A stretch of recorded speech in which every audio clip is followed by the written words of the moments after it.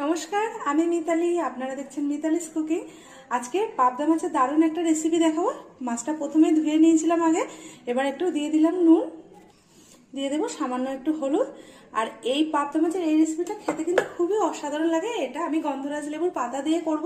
এবার নুন আর হলুদটা মাছের গায়ে সব জায়গায় মাখিয়ে নেব খুব সুন্দরভাবে। আমরা কিন্তু পাবদা মাছের ঝাল খেয়েছি, পাতুরি খেয়েছি, মানে সর্ষে পাবদা খেয়েছি, নানান রকম রেসিপি কিন্তু পাবদা মাছ দিয়ে খেয়েছি, কিন্তু একবার হলেও এই রেসিপিটা খেলে জাস্ট অসাধারণ বলতেই হবে।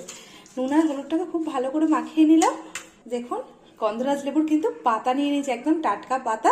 এই পাতাটা দিয়ে কিন্তু আজকে গন্ধরাজ পাবদা করবো। খেতে কিন্তু অসাধারণ লাগে। এটা আমার বাড়ির সবার খুব প্রিয় রান্না, অনেকবার খেয়েছি, আজও আর একবার বানিয়ে আপনাদের সঙ্গে শেয়ার করবো। দারুণ লাগে খেতে। চলুন মাছগুলোকে হালকা করে ভেজে নেব। গ্যাসটা অন করে কিন্তু ফ্রাই প্যানটা বসিয়ে দিয়েছি। এবার প্যানের মধ্যে পরিমাণ মতো তেল দিয়ে দেবো মাছটা ভাজার জন্য।